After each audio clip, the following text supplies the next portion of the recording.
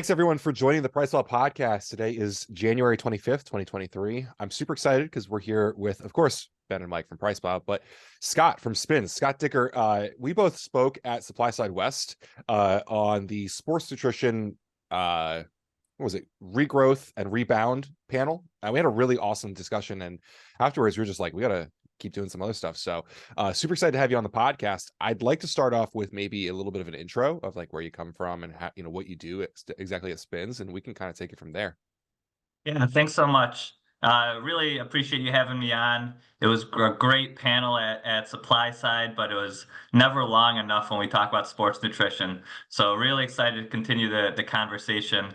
Although I have to say right off the bat, you were the person who kind of ruined my intro because I was making the point that average Joes were using sports supplements, and you were the one who raised your hand of professional athletes that use it. So I usually got an empty room, but I forgive you for that one. But yeah, just to introduce myself, my name is Scott Dicker. I'm the Market Insights Director for Spins. If you're not familiar with Spins, we're a leading insights provider, mainly specializing in the natural and organic space, so a lot of grocery space, but we've expanded to involve all of the conscious consumers. So that involves health and wellness, a lot of sustainability things. We work with a lot of retailers, provide insights for both brands and retailers all across the grocery store. So that includes supplements, includes sports supplements, of course, as well as, your grocery, your frozen, your produce section, your refrigerated, even pet and natural beauty. I've been with Spins for, a little over 6 years now. I started actually on the product intelligence side. So that's how, taking a look at how we see the market. So, categorizing the products and also what type of attributes to provide the insights for. So that goes on, what constitutes a clean label, how do label claims impact sales, what functional ingredients are trending where. And so I spent 4 years managing an insights team for our product intelligence team. And then I moved over to marketing, and I do a lot of our thought leadership and insights around the entire market. But what I'm really excited about, my background prior to Spins is in sports nutrition. I studied nutritional science and nutritional chemistry in school. I worked as a sports nutritionist for a little while. I actually opened up my own small health food store for a little bit in Chicago. And so sports nutrition is really my passion here. And so it's great to connect with you guys. I've followed your content for a while. So again, really great to be on the pod. I'm super excited about this because you use the word thought leadership, and it validates me so much because I've been using that phrase for a little bit because I hate the influencer word. I consider that to be like a 4-letter I word. But thought leadership is really what I feel that we do, and I'm passionate about what we do. And in a lot of times we'll kind of nonchalantly make claims about things that we've seen happen. Like we talked about the rise of collagen, and we had a really great call this week about like, has there actually been a rise of collagen, or do we just see collagen? Because, Mike and I we scrape the internet for a lot of data, but, it's like out of stocks, new products, like where it lives, but not very frequently do we get to see hard data on how much is selling, how frequently it's selling, stuff like that. So to get to chop it up with you and actually see some hard data is really cool. My first, interaction with Spins, or not even interaction, was the first time I heard about you, is mostly because of your working with the Vitamin Shop, which I know we have to say today, like we're not going to be sharing data, especially stuff with like exclusive relationships with Vitamin Shop, you told us. But for people inside the industry, Spins data is a really it kind of takes away any sort of perception that you can put out there. It tells the absolute truth. Like, we know who's top at Vitamin Shop, and it's a leaderboard that oftentimes is flexed a little bit within the industry. And so it's exciting to talk to someone who actually sees the truth on all of this stuff. So I don't really have any questions to start off. I've been so excited for this podcast because, like, I'm just excited to talk about everything in general.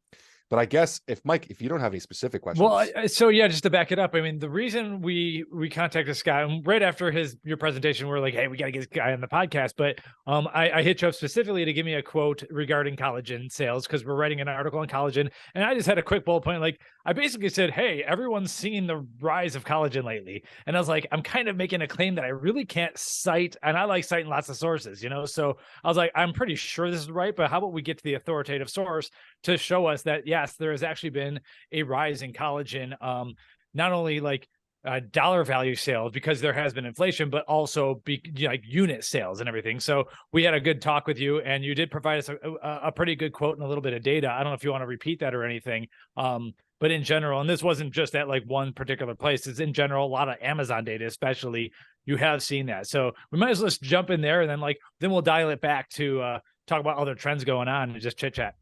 Yeah, absolutely.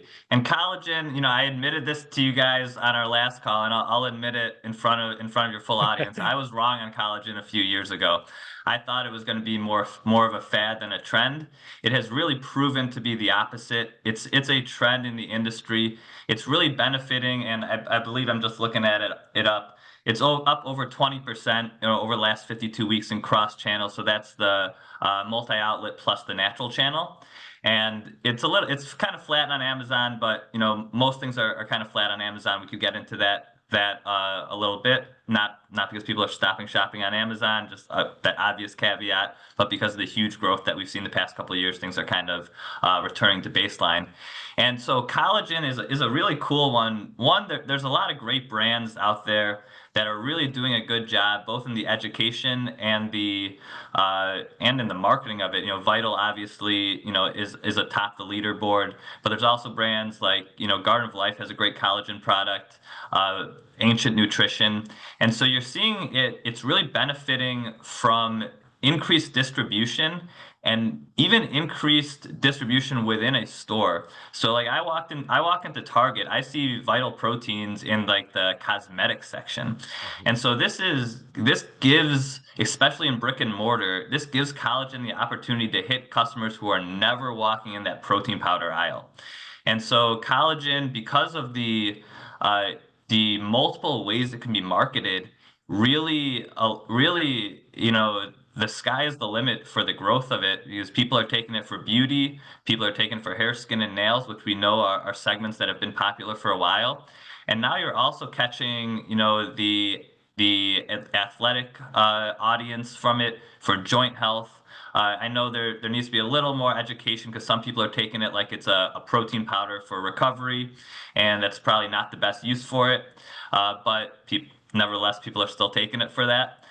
So collagen, it's an ingredient that came to market, with a boom, and it's not going to grow at this rate forever, of course. But I think the baseline is set, and we can be confident that it's going to be, an ingredient that's going to drive sales for a long time. Okay. Yeah. Excellent. Thank you. So within the collagen segment, I'm guessing you have even more data. Like, is it wrong to assume it's mostly women, or do you have like a percent breakdown on any of that? I don't have the consumer data in front of me, so I don't want to speak out of turn. Okay. My guess would be that that's correct, that you're having the majority of consumers being women. But you guys have been around the industry a long time. You know that collagen used to be sold in like 2-gram servings as beauty collagen, and so that was exclusively for women. And really the rise, and I'm going to credit it to Vital, but I apologize if I'm missing someone else, but selling it more as like a protein powder, and positioning it, as, something that can be help your joints and not just, make your skin look better. That really opened the door for the new audience. In the same way that the performance nutrition category in general has seen so much growth, largely due to the increased audience for women. I think for collagen, it's largely due to the increase of, the active nutrition space, as well as this, selling it more in bulk and not in these half-gram pills, or, these little tinctures that, we can talk about the value of those products or not, but I think, the repositioning it into something that's more familiar with people has been really beneficial for the collagen makers in general. Right. So let's say that let's talk about Spins, the company you work for, and like you have a ton of data. Obviously, we have a lot of data. You have a ton of data, and so let's say I'm a brand, and I have a product line. We don't have a collagen product yet. Everyone's put out a collagen product. Would I like work with you and to see like where the right demographic is, or like what claims have been made on collagen, maybe like what's missing? Like, do you have that information on like, can you help brands, or is it mostly you're just helping retailers with stuff?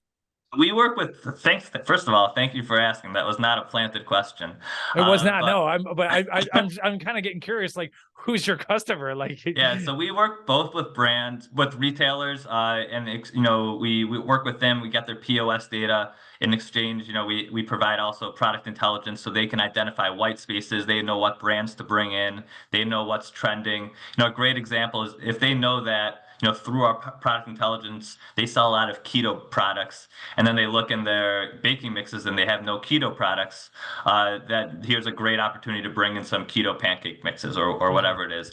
But we also work a lot with brands. And so, if you're a brand out there and you're trying to get into any specific retailer, whether it be, Vitamin Shop, Vitamin World, Thrive Market, or like a natural grocery store like Sprouts, you want to speak the common language with them.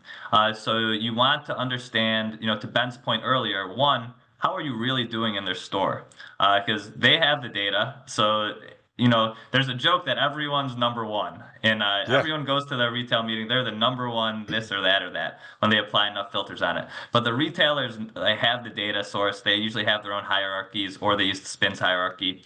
But we work with a lot of brands to help them get into retail and for product innovation as well. So we can tell you, when we look at collagen products, what label claims make it sell more, what protein content in it sells more, or what types of products out there is there an opportunity to make a bar that has collagen in it as opposed to a powder? Is that kind of where the white space on the market is? And so we really help you know what type of label claims, what kind of we have a great sweetener suite of attributes, so we know how you're sweetening the products. Does that impact sales in a certain category? Are you using sugar? Are you using other natural sweeteners? Are you using artificial sweeteners? Do people care in that category? Because the answer is different for pre-workouts than it is for superfood powders or for cereal, just for example. And so, we work with brands, one, to help them identify how to best position the attributes that are inherent to their products, but also to find white spaces and innovate for their new product development as well. So when you say that you work with companies so they can understand this, if someone has a membership or whatever as a Subscription. great, awesome, Yeah. subscription to Spins, are they given a key point of contact to go through for all this? Is anyone just have a subscription just to look at numbers just because they want the numbers? It's different levels of subscription. So some people just buy data. We also have a great group of consultants, that you can add to your package as well. Different category packages, different attribute packages. Everyone, will have like a customer success rep, a sales rep that can help them answer certain questions, and then certain advanced things like we help, through our customer insights managers. That is offered to a lot of brands. We can do like things like, what's the best pricing model for your product? Are you priced too high? Are you priced too low? Can you increase your price 10% without losing velocity? So we can do like price elasticity studies for these brands. And so there's a lot to do. Again, it depends on, like every other business, it depends on the package and subscription that's being purchased. But yeah, we really help these brands. Our focus and our core is health and wellness and natural and organic, increasing that presence of them in the world. So, if you want to get into these retailers again, we've seen time and time again that it's really beneficial to use Spins data for it.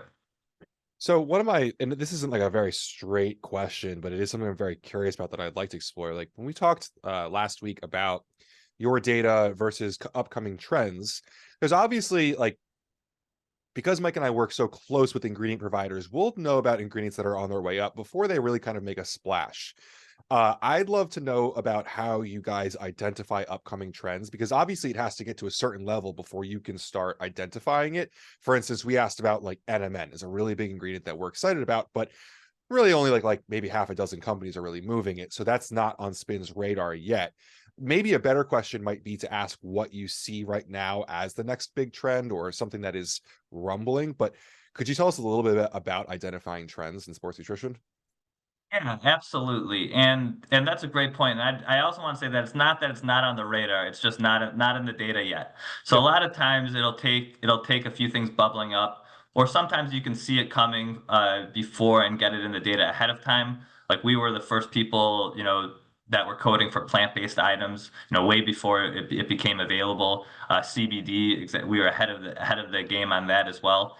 And so a lot of times what happens is that the trends bubble up in the natural channel, the specialty channels, before they hit mass market. So a lot of times to identify trends, we look at the products that are coming into those channels, and you can identify new ingredients that way, get them in the product intelligence before they hit that mass market. And so a lot of times, either both on Amazon is another good one. Excuse me, and online, but also then when it comes to brick and mortar retail, it's really the natural channel. These trends happen there first. You're not going to see a novel ingredient launching in the conventional channel, most likely. And so we're able to see it bubble up in these retail channels where a lot of them are exclusive data for us. So that's kind of how we stay ahead of the game as far as trends and what's kind of coming next. I hope Love that that. answers the question. Yeah, no, absolutely. I totally agree. What we see is not as much always specialty. A lot of times you see it direct to consumer now is kind of one of the first spots. And I think Yeah. that's one of Mike's questions that he really wanted to talk about too, is like we now have a lot of different channels that might not necessarily be trackable for you, but direct to consumer is obviously one of the most growing channels. And do you guys look at that at all? Because that's not something you would have access to data to unless they are, giving that to you. How has that shifted things for you at all? That's a great point. A lot of them who are direct to consumer are also selling on Amazon. So as we check that, that's kind of one way to get a lens into there. But to your point, a lot of these innovative brands are testing the waters direct to consumer in ways that they really previously weren't able to. I mean, think 10, 15 years ago in the industry, if you didn't get a slot on GNC or Vitamin Shop or some of the other independents that were more prevalent a little while ago, it was really hard to get your product out there. And so now you're able to test the market with those D2C brands. Most brands, I would say, are very limited in the time that they're only direct to consumer on their own website.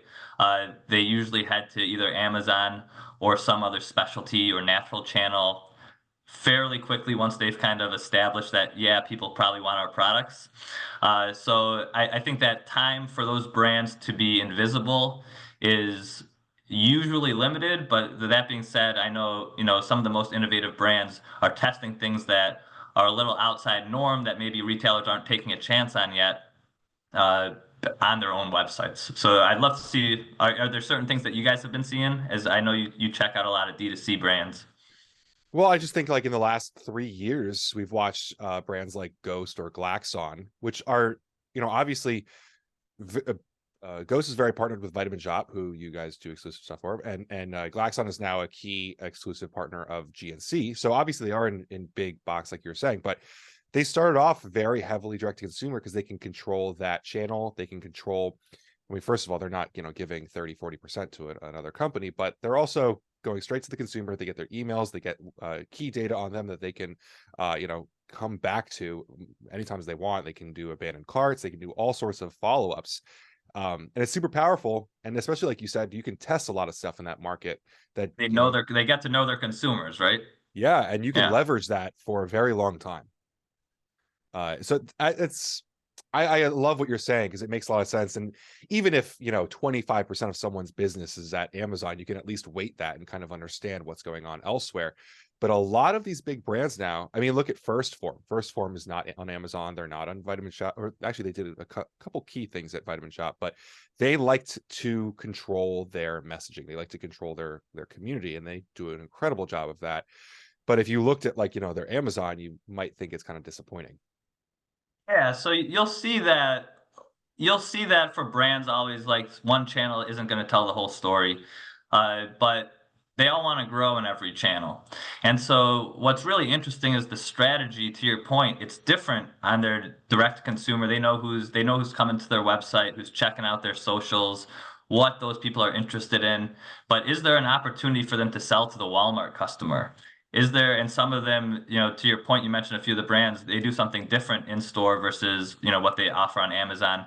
And so having that different channel strategy, is really key to maximizing your sales. Now, some brands do a great job in one channel. They're happy with that, and they continue to grow at really impressive rates.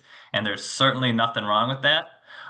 But the channel specific strategy it's just very different.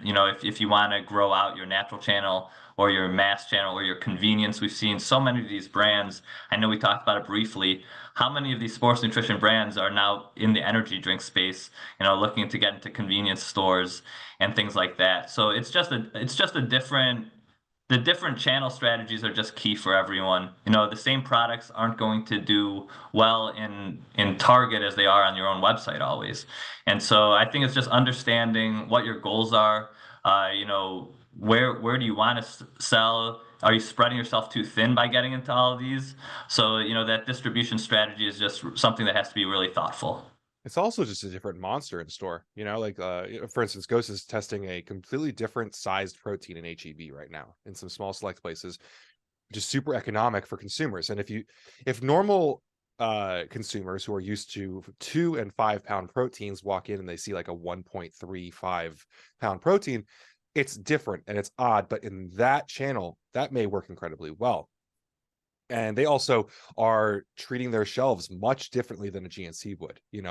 They're keeping them much more tidy. There's a different kind of planogram. You can get different kinds of placements, end caps. Whereas if you walk into a GNC, you're looking at, hundreds of different brands.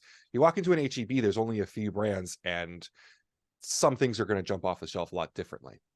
Not only that, but you see that consumers, to your point, they're used to paying a certain price point for protein, or whatever the category we're talking about. It could be pasta or sauce, but for protein, especially since it's a higher priced product. And so, this is what, you see the industry calls it shrinkflation.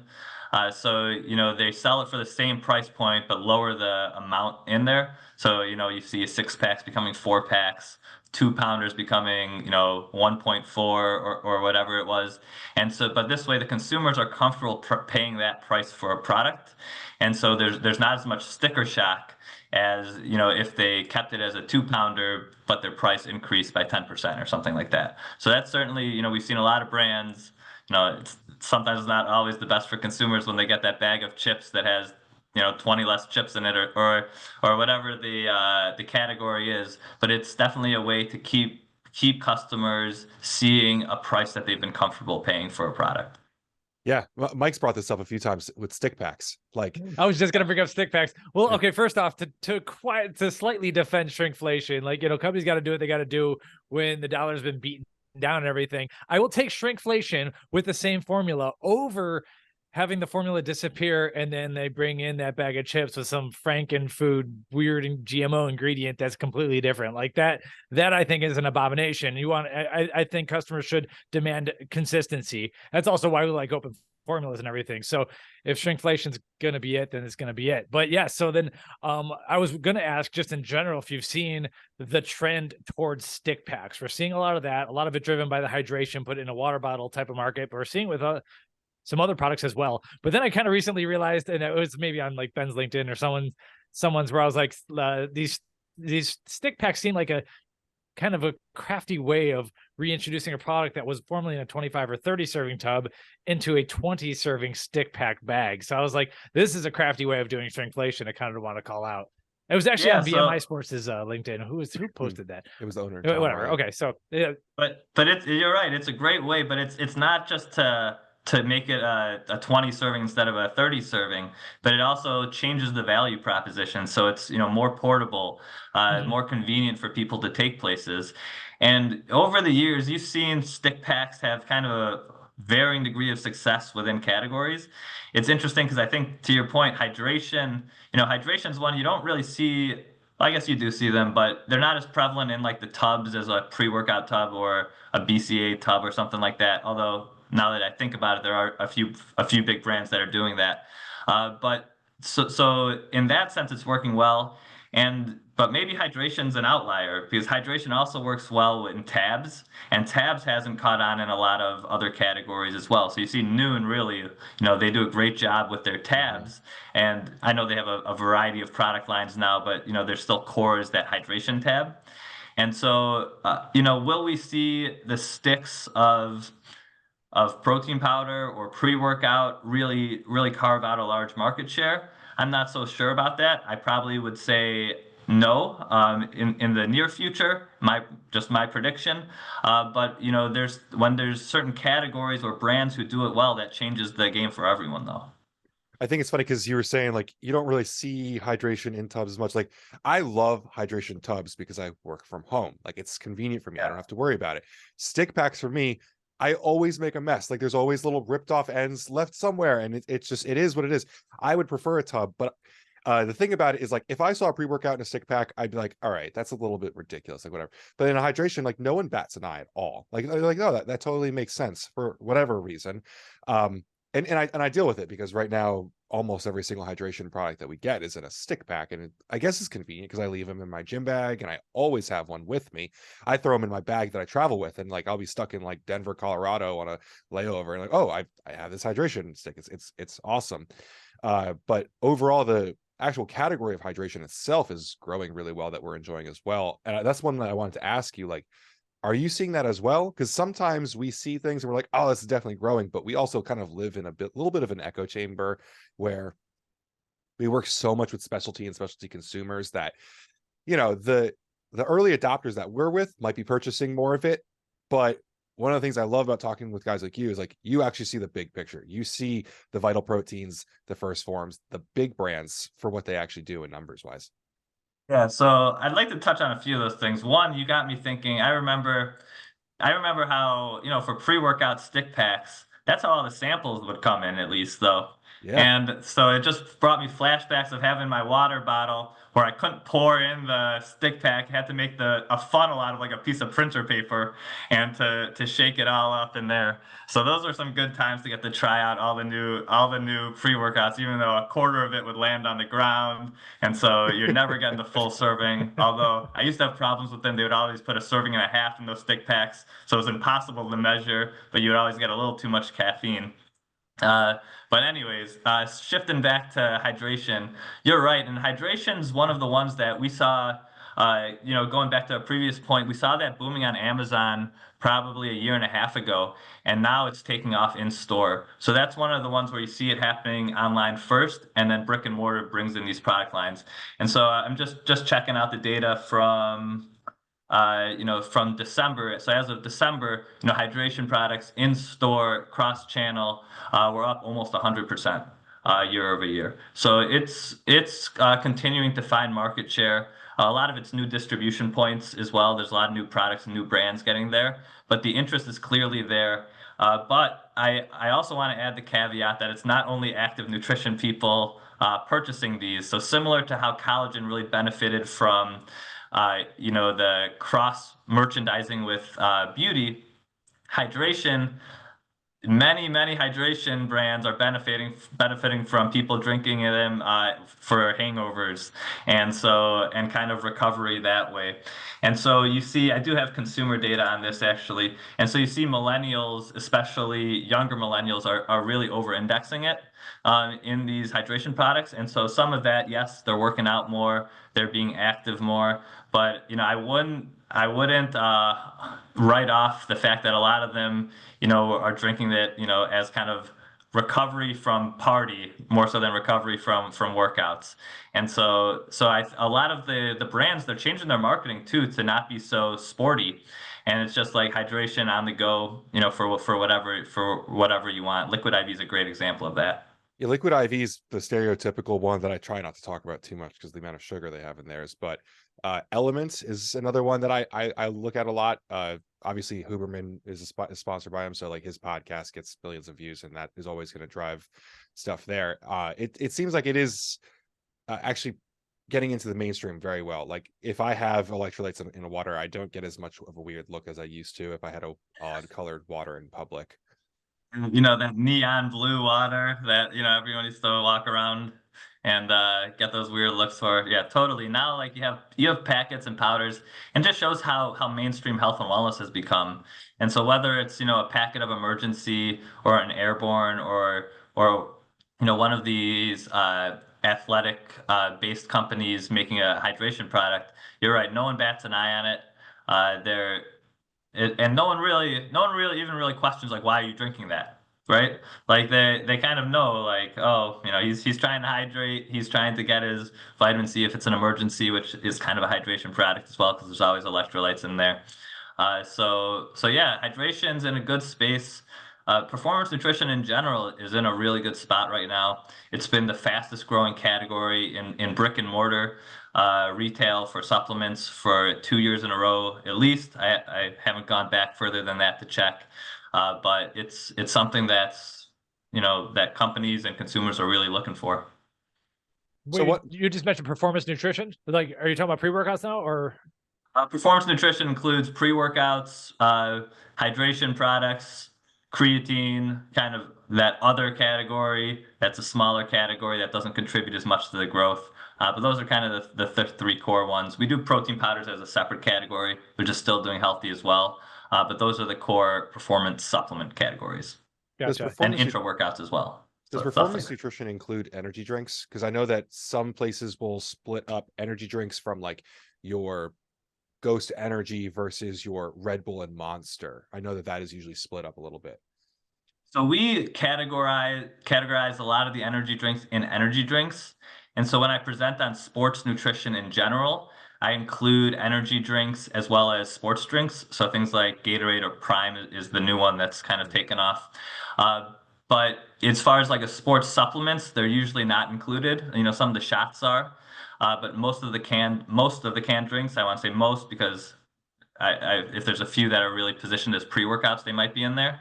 But a lot of them, as they've made their way to mainstream, and it's really a genius way to do so, is they position as energy drinks instead. So they would be in that energy drink space, with the Red Bulls and the Monsters, because it's really competition there now. And but it has to be included when we talk about sports and active nutrition as a whole, because of how much market share. Today I had a can of Rise, the ready to drink for my pre-workout. I skipped my powdered pre-workout product for today. And so many people are doing that now, whether they're, buying from these brands that are specifically positioned as as a sports nutrition product that move to a canned ready to drink. Or, I know a lot of people who have their Monster now that they're used to the kind of the canned drinks, they might go towards something like that. Or even some of these canned coffee products that are up in their caffeine content. They're really making a play in the space as well. So I want to talk about brands for a second, because there's a couple brands that play in this kind of playing field that's at the higher level that I think people sleep on a decent amount. One that I saw on your screen was MyProtein, your bottle that you picked up. MyProtein, the Hut Group, I don't think they get enough attention for literally how widespread they are, how much they do. Is that something that you guys track? I think MyProtein kind of just gets seen as, well, they've had a couple good pre-workouts, but they're actually quite a large company, especially in the UK. Could you talk to us a little bit about them? So we track US data. Okay. And MyProtein, I believe, is mostly UK and then also on their own website here in the US. So I don't have too much insights to them. I do know they do a lot of sales. They are a very large company, as you mentioned, and often overlooked because I think their lack of kind of footprint in the US, even though I'm sure they do a ton of sales through their website. Yeah, it's kind of funny because people, I think, kind of overlook them because, especially because it's very UK heavy. But they are in a lot of locations. The other one that I want to talk about is Nutrabolt. You're talking about actual canned pre-workouts. They're on the go C4. People drink it like an energy drink, but it's got 3.2 grams of beta alanine, which I think is pretty funny because that'll actually make you itch your face off if you're not used to that. But they also have Smart Energy, which is a beta alanine free, but they have a little bit of acetylcholine in there, which is really great for actual focus. How are you seeing Nutrabolt growing in America, especially post Keurig Dr. Pepper? Yeah, that's a great brand. First of all, that might be my favorite. That's one of my favorite energy drinks. I like them. I like Celsius a lot. I like some of the more natural ones, but their line is they're so innovative. One, they are like the kind of the flagship pre-workout. You know, when I was in high school and college, it was them and Jacked, and right before them there was Eno Explode, and like that was like really like staples of the industry. And to see C4 still out here innovating and Nutrabolt, you know, they're hitting on a lot of trends. They were one of the first, you know, they not moved from, but added to their product lines, you know, ready to drink shots. Then there was the C4 on the go. You remember, I think it was like their 8-ounce bottle drinks. And remember, that was at a time when people thought that people working out didn't want carbonated drinks because, you know, it wasn't good for working out. And now everyone realized that no one cares about that actually. And so then you know, they, along with a lot of other people, introduced the carbonated can, and then Smart Energy to hit on, you know, a lot of the you know, nootropic, the, you know, people are really into focus and cognition benefits. So I think they're really in a good place I mean, they're doing great right now, their energy drinks, and that they're getting huge distribution. And I think they're in a good place to carve out even more market share. And I think they recently did a reform. I think I'm not saying that's the shrinkflation, but I believe they're going to a smaller can for the Smart Energy. I think I saw that, but keeping the same amount of caffeine in there. Yeah, that's not shrinkflation then. So it's not shrinkflation then. I'm not accusing them of shrinkflation. So I think that they are in a position to do well. They're also hitting on some of those other trends. You mentioned that Ghost kind of started with the flavor partnerships on a lot of their C4 cans, and yeah, that's a great example of them. And to your point, you know, one of them, their yellow can's a clear pre-workout formula, but people love it as an energy drink. And so, you know, it really shows the kind of the crossover appeal to it. Yeah, it's okay. I got to rewind. Sorry, Ben. Got to do it. Oh, do it. Yeah, go for it. No, anyone who saw us on YouTube, I darted over to my web browser, and I'm pretty sure that it's not a full 3.2 grams of beta alanine in the regular C4 can. Although the C4 Ultimate carbonated, that's like the black and gray can. That one does have 3.2 grams of beta alanine. So yeah, I think a lot of people do love those regular more yellow cans with that's 200 milligrams of caffeine. Probably, I don't think they have a number on it, probably around 1.5 grams of beta alanine, which most people can get by with without having a super itchy face, although like, on occasion that dose will get you. I still get the tingles from it. But yeah, if you're not used to it, it's quite the surprise. Yeah, Cellucor is interesting because I mean they've kind of been all over this conversation. Like you're gonna see like the yellow pre-workout tubs in like a Walmart, for instance, and how brands approach getting into Walmart, or if they should even get into Walmart, is always kind of an issue because, like, you know, you'll get more people into your ecosystem, but are they going to be the right people? Are you going to have to make an inferior product, et cetera, et cetera? So it's always a fun conversation to have when we're talking about Walmart. I kind of thought about, you know, this product versus that product. And it's good to remind, and it's good for a brand like Cellucor to occasionally get out there and remind everyone, hey, you know, we do have this black and gray can that's got, you know, full 300 milligrams of caffeine, full 3.2 gram dose of beta alanine too. So they do a good job of hitting everything, even though, you know, sometimes people will tease on the C4 pre-workout and everything. So like I said, there's channel strategies that work. So figuring out like the same channel strategy that works for them in Walmart probably isn't gonna work in Vitamin Shop or, you know, some different channel. So it's you know, as long as you're focused on specific channels, you know, you have different strategies. There's, you know, a lot of opportunities to be successful there. Yeah, I have to give a quote to Josh Shaw, who you'll be talking with at the summit. He always says that products are built to fit channels. Channels do not fit products. And as much as, you know, like as an athlete and a thought leader that wants full doses and everything, that really pisses me off. Like he's absolutely right. Like channels, like if you put a product in Walmart and it's, you know, a premium product, you're not going to sell as much as if you have a product that's going to obviously appeal to your normal demographic that's walking through Walmart. If you're like us, you know, even if like it's kind of funny, Scott, that you are like, you know, so sports nutrition minded, because like if you're a person that's going to be looking a lot more at the widespread industry, you're gonna be a little bit more understanding of that. And I do think that also we're in an age of information overload, honestly, where like consumers are now bombarded with so much information and there's so much education that like people kind of lose the concept of like what really should be looking to do to just be better than yesterday rather than like needing to be perfect on every single ingredient every single day. So I guess one of the things I wanted to kind of hit on with you is this bit of concept, like the widespread education. Like we're an education podcast and channel and everything. Have you, I know you might not track this, but have you seen that affect sales? Are you seeing transparency or education or content? Like, are you seeing anything with that on your side? Without like having specific data points on it, I can tell you just empirically, yes. Yeah. And so one of the things that you can really kind of point to is kind of when the pandemic started, there was a huge increase in new supplement users in general and functional food ones. And there's a whole other topic I'd love to get into on how, what you mentioned is that, not every product is, for a channel, not the other way around. And that's where a lot of, but sports nutrition has always been kind of an innovation hub. Like you see all these functional products in grocery stores of all sizes, of all channels that are now incorporating concepts that were around only in sports nutrition, not too long ago. And so that is an innovation hub. So I'd love to, we can get back into that. But to your original question, which I already forgot because I was talking too much, remind me, what was the original question? Just the link between education and content and sales. Like I specifically, but doesn't have to specifically, but like we're talking about like channels being made for certain products rather than products being made for channels. Education has had an impact on that because people like blatantly will make fun of C4 because it's not the leading innovation of the hub. And it goes back to what we were talking about at the beginning, where the leading innovation isn't fit for mass.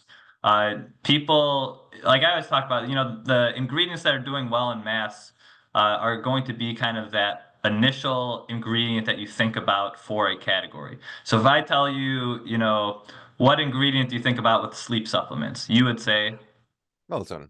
melatonin, of course. So that's why it's going to be the top selling ingredient in mass. Now, there's room for other ingredients in the sleep space to kind of build awareness and education, usually online and usually in specialty stores with an educated staff that would help it. And then slowly, once it becomes more recognizable, they get some market share either in sleep formulas that also include melatonin or as standalone and carve out their market share. So when you're in mass, it's not always a good opportunity to be the cutting edge of innovation, especially because it's very competitive in there as well. So if you get off to a slow start, you might get kicked off the shelf and never come back because they already tried you. So in that sense, going to the places where education is so key to build up your brand awareness, your brand education, partnering with we see a lot of the, I know your dirty word, influencers pushing products, and whether that education is always correct or not, they're still getting information on products that way. I'd love to see, greater education on some of those, but it's getting noticed that way. And we saw, at the beginning of the pandemic, when we saw this increase in supplement users, it got people interested. So first it was immune supplements. Then we saw these like immune adjacent supplements, things like sleep, stress relief, mood support, things like that. And then it shifted one more. Now people are looking at overall wellness. And so now we're into the performance nutrition, the cognitive support, hydration, things like that. And so as people get into more of the functional foods and supplements, there's such a gray area between functional foods and supplements. I don't even like to distinguish anymore. It's really just the vehicle for delivery on the things. But the more that they're into it, the more that they're going to find different education sources. We always say, we used to talk about omni-channel. So some things are online, some things are in store, some things are on your phone, but it's really just one channel right now. Like how many times have you been at a store, you see a product, and you pull out your phone to research it? So it's not like the people who are shopping in store, they're not looking online, even when they're in the store. And so having that product content available both on your label, hitting the key points, but also making sure that your product attributes are easily searchable online, whether that's your website, Amazon, a different, the retailer's website. That's so key for brands to get their message across. And it allows them to take ownership in the education because, on their webpage, even on Amazon, the retailer, it's really, you can put a lot of information on there. And so it's a way to have ownership of it rather than trying to put 100 different things on the product label, which now, we see a lot. Most consumers think that if you have more than 3 certifications or label claims, maybe it's just confusing. You're trying to do too much. And so understanding your core consumer, which goes to the original point, gathering that data on your consumers and knowing which claims are most important to them, what education you think will be relevant to them, that's going to be the way to maximize kind of your sell story. I love all that. I've always felt that if you can simplify all this stuff into just simply what kind of effect are you trying to elicit on a consumer and deliver on that, I 100% believe, and this is ironic for what we do, I think you can over-educate consumers. If you start throwing all these claims, blah, blah, blah, like just say specifically to pre-workout, because I think it's the most stereotypical thing here, you're going to work out, you're going to have a better workout. You might have a better pump, a little bit more focus. I think that one of the reasons that brands that win is because they don't focus on trying to tell you 17 different ingredients. And it's funny because like in retrospect, we'll look back and see some of these companies using ingredients kind of early on in those channels that worked very well, but they didn't spend a lot of time saying like this ingredient is clinically studied to do. And I think a lot of consumers that are overeducated make fun of that. But when you really think about it, the reason that people are going to maybe the sports nutrition section of Walmart is because they're intimidated by GNC, but they want something that's simply going to make their workout better. Yeah, I have cellucor.com still on my browser here. You got 3 icons for original pre-workout, C4 original pre-workout, explosive energy, muscular endurance, and then pump booster. Like, there you go. There's 6 words, you're done. And then it's a huge amount of yellow space above it that just like draws the eye. So obviously they don't just put out a label without like doing some homework and stuff. That's all they got, and that obviously sells very well. It was on one of your LinkedIn's. I saw a recent post on pre-workouts where it's like more isn't always better. And it's so true. I'm a nerd about it too. I'm always looking for like kind of the latest and greatest ingredient. What's the optimal dose? Is it affecting absorption of a different ingredient? Stuff like that. But the people who, like you refer to as overeducated, it's such a small fraction of a small percentage of consumers. And so again, if you want to be big in like a small niche, maybe that's something you look into. But to be mainstream, hitting on a few points.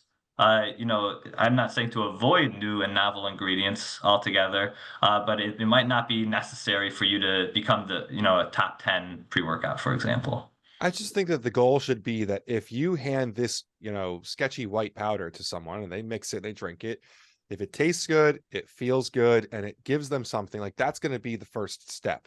But if in order to get that into someone's hands and convince them to drink it, you have to give them 74 different clinical studies where, it's double-blind, placebo-controlled, and everything's great.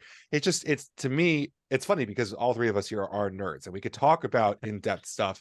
And it's funny because I'm probably losing viewers right now because I'm saying this, because all our viewers think that everything needs to have, name 7 different dosages. You could talk about stereotypical dosages right now, but as long as it delivers on those things, that's going to be the most important thing. And we consistently have brands that hate on C4 because of this, or hate on, but like the fact of the matter is, like, C4 is one of the biggest brands that we have to thank for the success of pre-workout overall, because they were able to deliver on those things. You might not like their dosages, but I think 9 out of 10 people, if they took a product off of the shelf of Walmart or whatever and just drank it, they'd have a better workout than if they didn't. Yeah, like I mentioned before, they're a legendary pre-workout. Like they were part of that group that was changing the category. And so, to be perfectly honest, I haven't used C4 outside of the drinks in a very long time. So I'm not even sure, exactly what the formula looks like right now. But I would definitely agree to you. Someone who's trying pre-workout for the first time, probably wouldn't be disappointed if they took that off the shelf, had a scoop of it. and went to the gym, right? Yeah. So, I think it goes back to knowing your customer and knowing the value propositions that your brand provides. Just because you're an energy drink doesn't mean you're competing with, the Red Bulls of the world, right? We've seen different types of energy drinks carve out different niches. The same things for pre-workout, the same things for hydration products. It's not there's markets within markets. There's different channel strategies. And so, you should really focus on a few of your key competitors that are in that space rather than just maybe in the larger department area. Guys, Totally. is anyone still drinking Red Bull? I'm just thinking as we're talking, like I know I'm sure the numbers are still large. I don't think I've seen a single Red Bull out in the wild. And Only if I'm it's not mixed like with Mr. vodka. Social out there. Was that just basically vodka, right? Only Like, if it's mixed with vodka. Yeah. yeah, I don't think Right, I've seen Red Bull in literally like I 2 believe years. that I don't have the data in front of me, but I can confidently tell you there's still the top selling energy drink out there. Okay, gotcha. It's So that I don't vodka. think, I mean, you're seeing not the growth that you're seeing from some of these more performance energy type of drinks. Celsius is one of those. That's what they've been doing the past couple of years has been incredible. I know Alani is another one, that's really gained a lot of market share, really quickly as well. But yes, people are still drinking Red Bulls. They're coming out with some new of those like limited edition flavors that I believe are doing well. To your point, I don't think anyone's taken their role in Red Bull vodka's session there, and then C stores and things like that. Jaeger bombs. I wouldn't be betting against Red Bull. Gotcha. Okay, cool. Yeah, sometimes like Ben said, we get stuck in our own little echo chamber. We're like, oh, it doesn't have a gram of carnitine. I can't drink it, But obviously, what's really funny too is like we all freak out like how much caffeine you drink per day. Red Bull is like incredibly low in caffeine per milliliter. Like if you actually look back, I think those normal, what are they, the 12-ounce cans have like 87 milligrams of caffeine. Only 80, which I always thought was that's pretty. That was a big deal back in the day. You guys were probably too young, but so yeah, it kind of happened. I remember that when I was around college, like no one was doing caffeine. It's something obviously has changed, metabolically, or we've switched from nicotine to caffeine possibly. But I remember we would go out and I had these like caffeine energy mints that we would take before drinking and stuff. And this was around 2001. And then all of a sudden this Red Bull vodka thing popped up and I was like, son of a bitch. I used to do caffeine with my alcohol as well. And then it just turned into this huge thing. And now here we are talking about 300 milligrams at a time. Can I take 2 of those, or should I stop at 400, 500 milligrams a day? Like obviously something's changed. And the same thing goes, and that's what I was going to ask you, getting back to hydration. Okay. So I have 2 kind of like comments, questions. Scott, so on the caffeine note, is caffeine getting saturated? Like, I don't think people are going to be doing that much more caffeine per day. Like that's kind of, and we're seeing a little bit more stim-free stuff happening. Is the overall caffeine consumption going up, or are they really just shifting between products now? Like at some point not everyone's be doing like a gram of caffeine a day. Are we saturating there? I'll tell you, looking at the categories that contain the most caffeine, so things like pre-workouts, energy drinks, ready to drink coffees, things like that, those are all continuing to do well.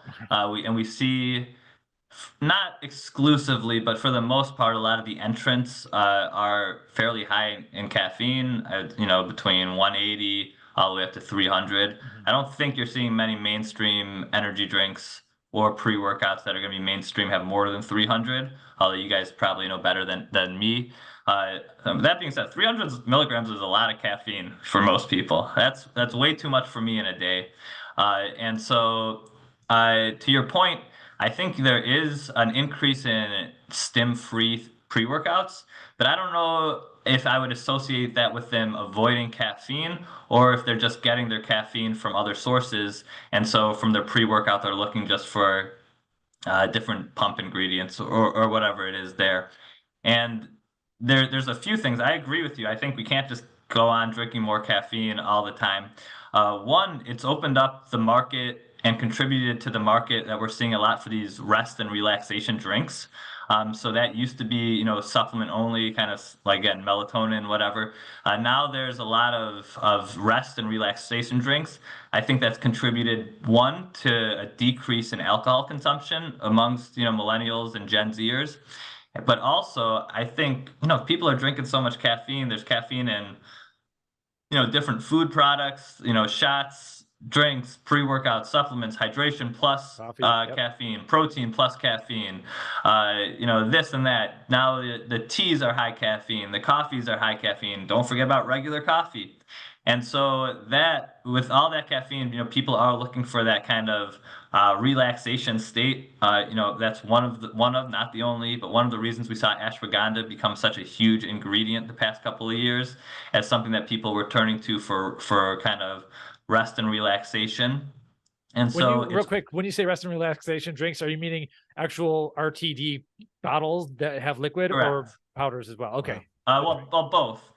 We've seen it in supplement form, but also, in ready to drinks. There's now, people looking. I always think that they're looking for a drink that still gives them kind of a special feeling, and if they're not drinking alcohol as their nightcap, they might go to one of these adaptogen drinks or nootropic drinks that still kind of makes them alter their feeling a little bit, feels like they're still drinking something special and unique, but it's not alcohol. It might be more just positioned that way. And you saw that with CBD drinks for a little bit as well. And so I think that is one of the reasons that category continues to grow as well. But I'm also always looking for, and I don't think it'll be mainstream anytime soon, but like, what other energy products can realistically swap caffeine out of? So I'd be curious if you guys have any ideas. Is it T-Cream, or is it? I may have said that wrong. I'm sorry. Is it No, some other one that we can at least reduce the amount of caffeine in, but still feel like that CNS energy boost? Well, we have very good news for you, Scott. So in 2022, there was an ingredient launched called Infinity. It is a Yep. patented, so you know about it. Paraxanthine, which is a metabolite of caffeine. The simplest way to discuss this on the podcast, if you already know about it, and multiple of our viewers will probably know a lot about it already, is that it is the best metabolite of caffeine. When you consume caffeine, you produce 3 metabolites: theophylline, theobromine, and paraxanthine. Theobromine, I don't have any kind of beef with, but theophylline especially raises heart rate, blood pressure, gives you like some of that unnecessary jitteriness. And paraxanthine is kind of like the best of those metabolites, gives you all the benefits without really a lot of the bad products. Episode 72, if you want to do the deep dive there. So we have already found it in pre-workouts. Muscle Tech has launched it there. There was one RTD can that came out with it. It is not exactly going crazy, but it does exist in the market. And we do know that there are open... Can you say which one it is, or no? Off the top of my head, I really feel bad, but Gotcha. I can't. Mike might be able to find it while he's searching. No, yeah. There were some issues with the cans as they were coming out being like over carbonated and stuff. I haven't heard much about them in a little bit, but that's fun. Yeah, no offense to anyone who likes it or whatever distributes it, but I know there are open exclusivities for other things like weight management and gaming and stuff. So there's a lot of opportunities there. In our experience, it's an awesome ingredient. It is clean compared to caffeine.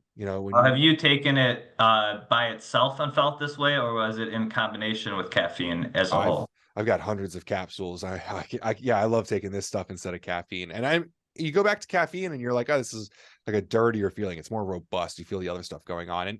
And believe me, I still, you said 300 is a lot of caffeine. And I was like, wow, I really need to check myself. But, I consume a lot of caffeine, but I would much prefer to consume this. And I'm really looking forward to a RTD market where it's easier to find Infinity in C-stores, in Walmart, because I get stuff sent to me from manufacturers, but it's always really nice to all stop at CVS and pick up something instead of having to go to my doorstep and wait for a package. Yeah, it'll be interesting to see if it plays into the drinks and can tone people off of caffeine a little bit. It definitely it is more toned down. It's a cleaner feeling.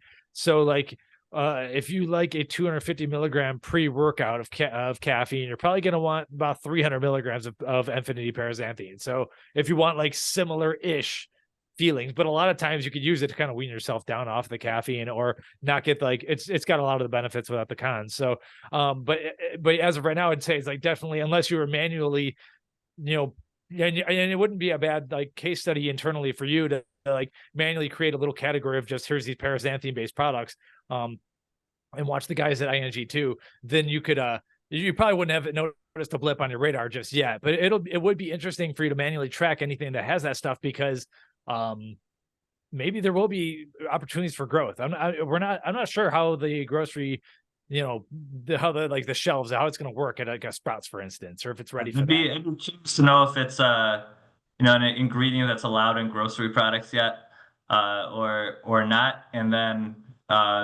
do you know, Mike, offhand? I don't know. I haven't seen any grass filings or anything, so I don't know. GNC has okay, so that means it is okay, at least self-affirmed grass. GNC has some of the most they're very, very strict about ingredients there, but I mean, it's they're not grocery yet, so I do think we'll see it in 2024. I don't know about 2023. It's really exciting. Especially I guess the price point, caffeine's still a very cheap ingredient, and surprise, it works. So it keeps coming back. But yeah, I'm always interested. Is there a product that could take its place? Maybe this is it. It's obviously caffeine will never go away. Please. No, I mean, don't quote me on that one. But if there's another stimulant option that kind of elicits a similar feeling. For a lot of people, okay, I'm gonna have one. It's not going to happen, but in my opinion, okay, I'm going to be bearish on this, but people fixing their metabolisms to the point where we don't need to be bouncing around on 500 milligrams of caffeine a day. But that's very tough, because then basically to do that, you need to remove a lot of like basically all processed foods. And in this society, I'm not optimistic that a vast majority of people are going to do that, but the information is out there. If you, and I've currently removed just a couple more things, and I'm getting my caffeine down as we speak. So it's kind of an exciting time. What's your caffeine level at, if you don't mind sharing? So I am right now just at the 400 milligrams a day mark, which is every day. Yes, pretty much. And so that's like kind of like the safe quote unquote max. Like if you look at like Health Canada and stuff, yep. I was definitely above that and realized I needed to get it down. And so so I'm moving it down. Before this podcast, I only did like 80 milligrams of caffeine. I did like an old school Red Bull. So that's low for me on this. Oh, there you go, Ben. We know people are drinking the Red Bull. I'm not drinking. I never liked that flavor. And then I don't know if this is going to happen, but I think that there's going to be there's a possibility of people getting back to natural tobacco smoking, like not cigarettes, not vaping or anything, but actually like the American spirit, like actual rolling your own tobacco. I think that's been kind of attacked more than it should have been, and that there are more benefits than people want to discuss about that. And I think that is an alternative for a lot of people who are feeling broken. And that's my personal opinion. That is not the opinion of maybe a lot of people out there, but I think that nicotine and tobacco, like natural tobacco products, got thrown under the bus alongside with the processed cigarettes. And I think there is a difference. And I think some people do better with nicotine. I don't think we're going to see actual smoking come back, but I do think that we'll see nicotine in a lot of places. Nicotine's been on the rise for a little bit now. Okay. And we've had a whole bunch of, biohacker influencers talk a lot about the possibility of, gums, tabs, all sorts of alternative consumption ways. I think especially with vaping, we saw a lot of people like see the ability of to use specifically nicotine as a nootropic, and I think a lot of people are hooked on that. I've gotten away from it. I really enjoyed it for a long time, but I think at the end of the day, I think society in general has pushed back on just the combustion factor. Like, you got smoke, and it's not very easy to smoke cigarettes in public anymore. And it's also generally seen as kind of disgusting now. Like, people don't want to be around people who smell like smoke. But I think nicotine itself, just in the last week, ironically, I've seen a lot of TikToks talking about nicotine for, as a stimulant, as a nootropic, as a lifestyle product. But I just, I don't think we're ever going to get rid of caffeine. I don't think we're ever going to get rid of nicotine. Generally speaking, humans have always used things from the environment as performance enhancers. As far back as Vikings used to chew on rhodiola before they went into battle, or they ate mushrooms and tripped on the way. But we've always used nature in some way. And well, I don't know if we're using nature because it's all synthetic caffeine at this point, but we've always had environmental factors that we would use. I mean, caffeine seems like it's really high right now because we're getting it in these like super processed, but also designed cans, and they're bright and they're cool and everything. But like, I mean, growing up, my mom drank like 2 freaking thermoses of coffee like per day. And I think, and this is just I differ from Mike on this one, but I think we've underestimated the amount of caffeine that we've consumed for a long time, just because it wasn't in a consumer packaged good. Like, okay, I won't argue with that, because like, I mean, like, I don't know about your family, but like I remember seeing people drink like pots of coffee, like just straight up pots and pots and pots. And like, you go to Starbucks, you pick up I don't speak their language, a venti, and that's like 450 milligrams of caffeine. There's a lot of caffeine in that stuff.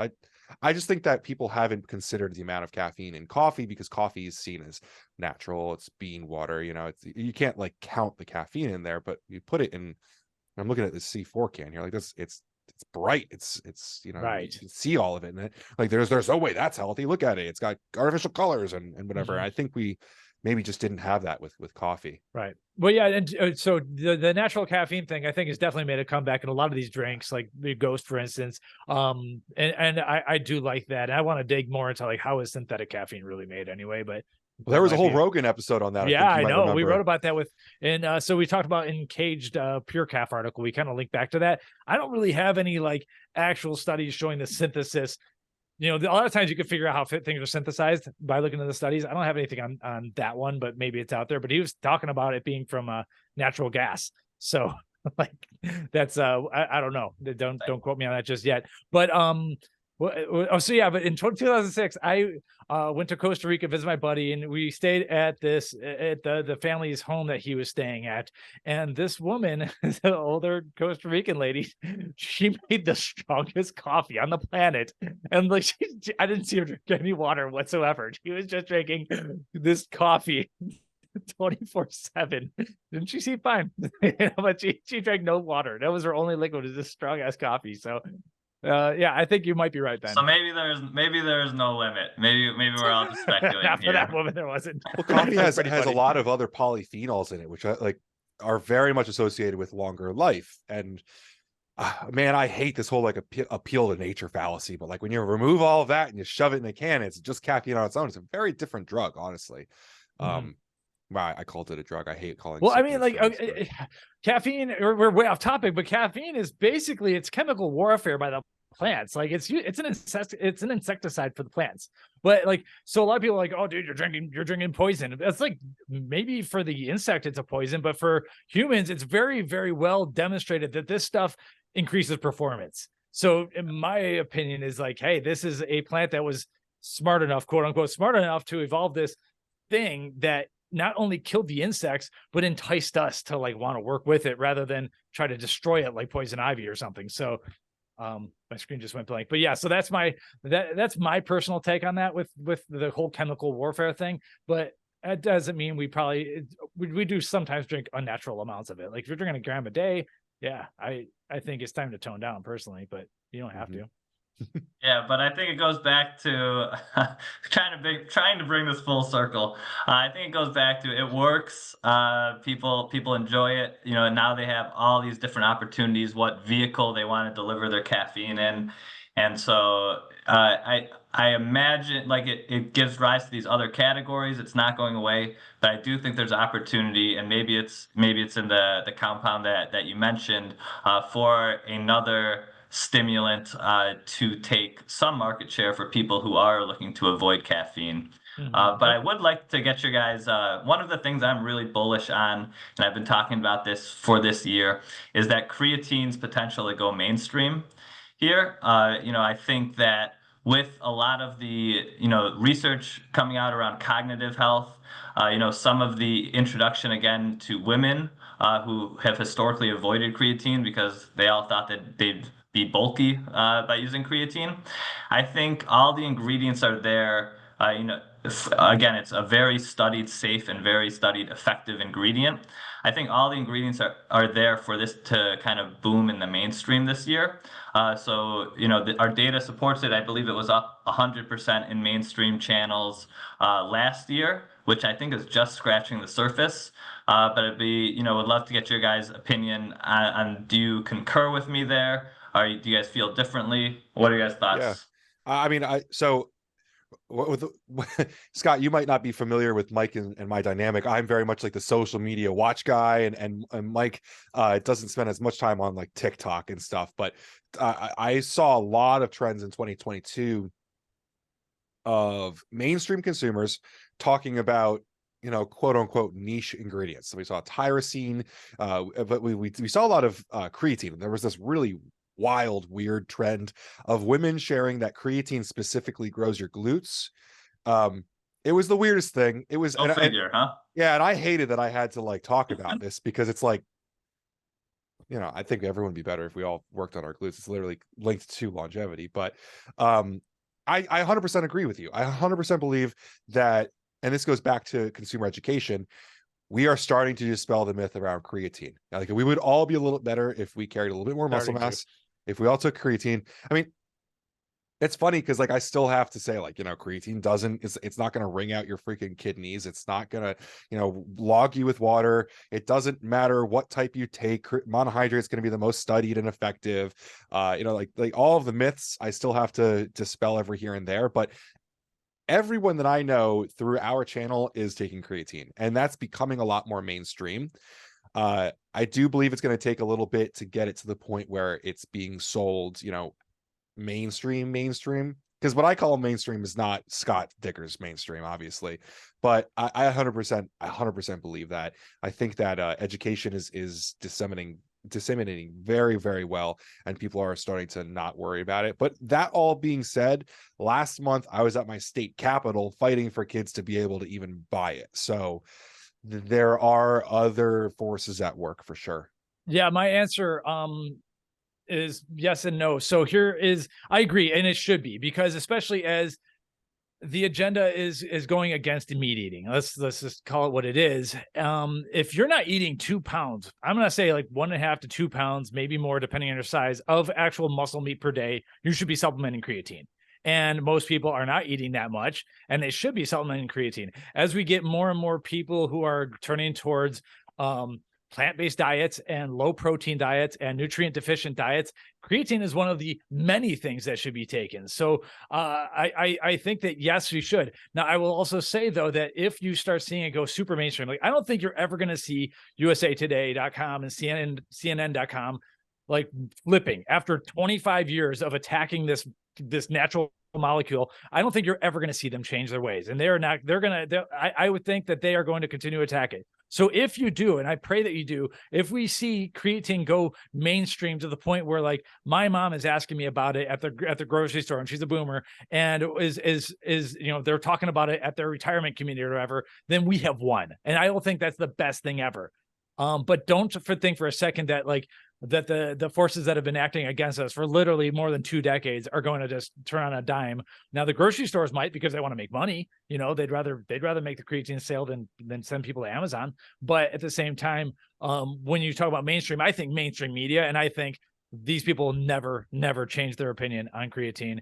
But it is our job to defeat that and tell people, if you're not going to eat a lot of meat, which I think you should do, then you should supplement this and probably a lot of other things. Boom. All right then. So I guess we agree on creatine being big. Well, yeah, I want it to be. I like the cognition thing that you brought up about the studies on cognition. I got to give you some credit for knowing about that, because that, at least in my eyes, that has been kind of like a carefully guarded secret of a bunch of formulators for some reason. Like, it's pretty well demonstrated that it not only does it help out with the muscle mass, but it helps out with cognition, which I honestly just think the whole thing is interlinked. You get healthier overall. You're gonna feel healthier overall. Yeah, I mean, it helps you drive ATP. People don't have the precursor for ATP. They're going to be like total rubbish. Like, and then that's going to go for mood and all those words that I don't like to say out, with those clinical issues and stuff, but mood, and then also just the cognition, memory, all those different inputs as well. So it's important. Yeah, cognition and nootropics, they're big. Those are already big now. So I think, to get an ingredient like creatine, when I say mainstream, I mean it's sold in stores. It's doing really well in the store, just gaining distribution, moving quickly. I'll let you comment on the media sources. I have no real opinion there. But when we see these health focuses that are trending, if you could link these established ingredients to it, similar. Ashwagandha has been around forever. Why did it just take off in the past couple of years? People were looking for stress relief supplements, ingredients, and ashwagandha was one of the ones that it's been around for a while. You could talk to. I haven't looked at the research on it in a while, but you could talk to that, I'm sure. And so I think creatine has the ability. Would it be nice if there wasn't all like the sentiment at the bottom, so it could be in a ready to drink a little at a bigger dose. I think that would help out a lot as well. But the ingredients are there, and going back to, I think, Ben, when you said it, for like the aging population, if they can gain some a slight but significant amount of muscle, that kind of protects them from falling and injuring themselves. Also get a little cognitive benefit from whatever the studies show on that. It's an audience that certainly has not been purchasing creatine. That one of the best ways to make an established ingredient is to expand that marketplace, and it can't just be young men aren't going to make creatine the top ingredient. Yes, every young man wants to get a little bigger and stronger, but that's not going to be enough to make it. It has to go cross over to women, different age brackets, and the opportunities and the research seems to be pointing that way as well. So that is kind of why I'm so bullish on the potential for massive growth in the next probably 2-3 years, but I think you'll continue to see it this year as well. All right, everyone's listening, so let's we're going to start seeing a bunch of pink creatine tubs pop up, and we're going to blame Scott. I hope it's not pink and then cost a little more. Yeah, no pink tax, please.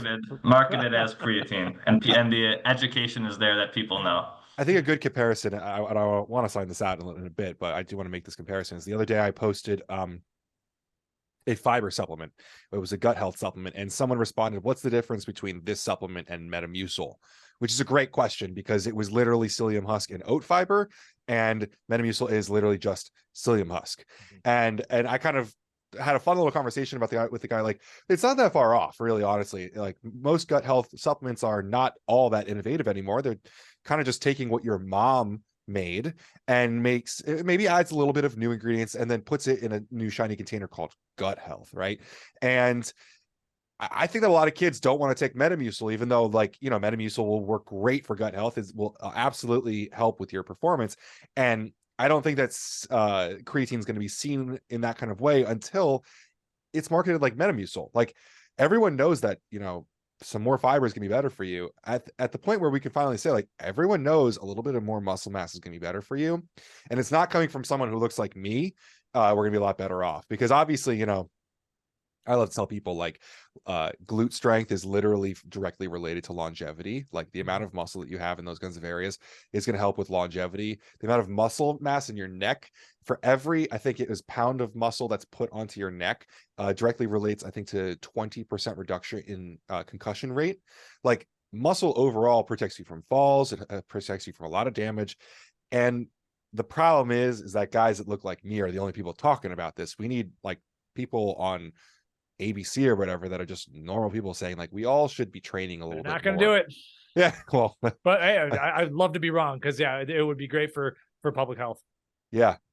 So that's how I feel about creatine. Is it shouldn't be, the question shouldn't be whether or not it's a steroid. It should just be, is this beneficial for general public to use? Because I think that'll achieve what Scott's asking about for sure. Well, I mean, they've gaslit it. We don't need to go too far, but yeah, they've gaslit it so hard, like, that people are asking if it's a steroid still. Like that was like late 90s. No, it's like a molecule found in muscle meat. It's unbelievable. I also think, unfortunately, social wise, like I think memes have kind of Yeah. kept it around a little bit too long, because Mhm. if you search creatine on YouTube, you'll get 27 videos of people saying like this is absolutely safe. And really, unfortunately, PricePlow is not one of the first ones, because we have so many huge influencers doing this now. It's kind of ridiculous that anyone kind of keeps that joke around. And I think that's probably one downfall of social media at this point, is keeping these jokes around further. Like C4, like to come full circle, is probably a great product these days, but because it's C4 and everyone joked about it for so long, that's going to perpetuate. Scott, yeah. You mentioned ashwagandha. Is ashwagandha peaking? Because 2020 it did take off. It was in every product we talked about for about like 9 months straight.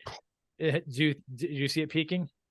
I do see it peaking, or I don't want to say peaking, but more modest growth Gotcha. now. So I think maintaining those really incredible gains that it saw, and now more modest growth. And I think the modest growth, to go back to an earlier point, is from moving it from strictly a supplement to functional foods. And so there's kind of that opportunity now. So many people know what ashwagandha is now. So again, in a relaxation beverage that has a slew of adaptogens, ashwagandha could be kind of the key one there. And other functional foods, I think, is a lot of the growth segment. I do think the triple digit growth is probably not likely to continue forever. So we already saw that with this year. I don't have the exact number in front of me, so I don't want to misquote it, but the growth has softened a bit, but it's maintaining those incredible gains that we saw the past couple of years. Gotcha. And I know Ben's got to get going soon. I had one question back on the hydration if we have time, but I'm not sure if you know this. What happened to make us also mineral deficient? Like that's my big greater question. But like it seems like these hydration products have just taken off. Have they just taken away from like Gatorade's market share? Or is there like some awareness, or are we all just so magnesium broken at this point? Like what happened? I'm certainly not going to try and touch on the scientific aspect of it, but I can tell you from a market perspective, I think, yeah, I think it has, like, sports drinks were more for sports, and then people, I know people who are always drinking Gatorades when they're sitting around the couch too. So I'm not under the illusion that people weren't drinking them leisurely, but I think these products, for a while, some of the sports drinks that it was becoming kind of well known about how much sugar they had in them, and so people who are looking for good things to drink that taste good, they were getting the feel good of, like, they were hydrating themselves, and so I think that's where a lot of it came from. Please do not underestimate the people who are hungover looking for anything. That market continues to be a strong force, and also again, it's the softening of the market, of the marketing of these products to being for everyone. These hydration products, most people, if nothing else, it gets them to drink a little more water, which isn't a bad thing. And so at the very least, staying hydrated by drinking more fluids is good. These electrolyte enhancers, probably help a little bit as well. But I think just overall staying hydrated, people are cognizant of it. I don't know, the actual health, if it's how much it's improving the average person's health who's drinking a pack of something, but the market is certainly there for it. I love it. Awesome. Cool. Well, thank you so much for your time, Scott. Yeah, how do we follow you? What's the best way to follow you? I know you're working for a pretty big business and everything. Do you have is LinkedIn or is it Instagram? Or please connect with me on LinkedIn. Follow Spins. We put a lot of thought leadership out. We're getting more into the sports nutrition segment. Like I said, we put out thought leadership around the entire grocery, food and beverage, personal care, pet, supplement space, so you won't be getting just a niche sports nutrition, but I will be speaking at the Nutri-Ingredients Sports and Active Nutrition Summit in a couple of weeks that I know you guys are going, so I'm looking forward to see you there. Also, if you are a brand, please do reach out. We'd love to work with you, help you get into new retailers, help grow your business. Would love to work with you guys that way, so feel free to reach out. My email is, are you going to post it, or should I just say it? Or It's up to you. I mean, everyone can find Scott Dicker on LinkedIn. Might be the best way to go. Find me on LinkedIn or shoot me an email. We'd love to work with you, or even just chat, depending on what stage your business is in. But I'm not in sales, so I'm not just pitching it for myself. Right. But I can't underestimate how important it is to be speaking the same language as retailers and really understanding how your products are placed in the market, what differentiates you, what attributes are important to your category, and Spins can help you with all of that. All right. Thanks so much. We'll be talking soon. Thank you again. Yeah. Awesome. Appreciate it, guys. Great to talk to you. Thanks for having me on.